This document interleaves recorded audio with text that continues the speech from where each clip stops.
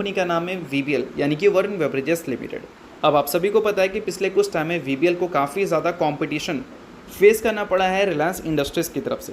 Reliance industries का जो Campa Cola है वो काफ़ी ज़्यादा रैपिडली मार्केट में एक्सपैंड किया है और वीबीएल को काफ़ी अच्छा कंपटीशन उनसे मिला है और 10 से 14% के आसपास का मार्केट शेयर कैंपा कोला ने गेन कर लिया है, जो कि वीबीएल और पेप्सिको के लिए एक काफ़ी बोल सकते हैं अच्छी बात नहीं है।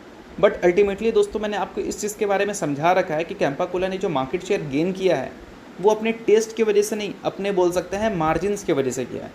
अब देखो शॉपकीपर जो होते हैं उनको जो प्रोडक्ट्स मिलते हैं कैंपा कोला के और जो पेप्सिको के प्रोडक्ट मिलते हैं उसमें वो ज़्यादा जो कमाएंगे वो कैंपा कोला से कमाएंगे, पेप्सिको से कम कमाएंगे। क्यों भाई? क्योंकि ये बड़े ब्रांड्स हैं, ये कम मार्जिन देते हैं। कैंपा कोला अपने आप को एक्सपैंड करना चाहती है इसलिए वो ज़्यादा मार्जिन दे रहे हैं, कम कमा रहे हैं वो खुद, बट शॉपकीपर को ज़्यादा मार्जिन दे रहे हैं ताकि शॉप्स में उनके प्रोडक्ट्स अवेलेबल रहें। अगर वो मार्जिन देना कम कर दें तो अल्टीमेटली उनके जो प्रोडक्ट्स हैं वो शॉप से गायब भी हो सकते हैं, क्योंकि उनके जो टेस्ट हैं वो लोगों को उतना ज़्यादा पसंद आता नहीं है as compare to Coca Cola या फिर पेप्सिको के प्रोडक्ट के हिसाब से हम बात करें। तो ये चीज़ एक तरह से वीबीएल के लिए अच्छी बात है कि जो मार्केट शेयर उन्होंने गेन किया है वो सिर्फ और सिर्फ स्मार्ट स्ट्रैटेजी से गेन किया है, ना कि कस्टमर के टेस्ट की वजह से। इस चीज़ को ध्यान में रखना। बट अभी के टाइम पे एक न्यूज़ आ रही है जो कि वीबीएल के लिए देखा जाए तो अच्छी खबर नहीं है। न्यूज़ दोस्तों यहाँ पर यह है कि रिलायंस जो है इन्वेस्ट करने वाली है 1500 करोड़ रुपए इनके नागपुर फैसिलिटीज़ जो हैं उसमें। अब ये 1500 करोड़ रुपए जो इन्वेस्ट करने वाले हैं उस इन्वेस्टमेंट का मेन मोटिव क्या है वो मैं बताता हूँ आपको। तो देखो दोस्तों, जो फूड प्रोडक्ट्स होते हैं और जो बेवरेजेस होते हैं उसको बनाने के लिए सेटअप कर रही है इंटीग्रेटेड फैसिलिटीज़।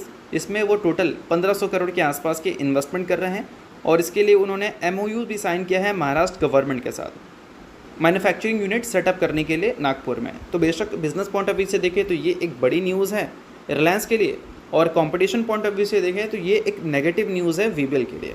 और इन सारी चीज़ों की बात अल्टीमेटली अगर हम एक मार्केट की बात करें कि मार्केट इतना बड़ा है कि रिलायंस जैसे बड़े प्लेयर भी अगर उतरते हैं तो उनको भी इन्वेस्टमेंट बड़े बड़े करने पड़ रहे हैं।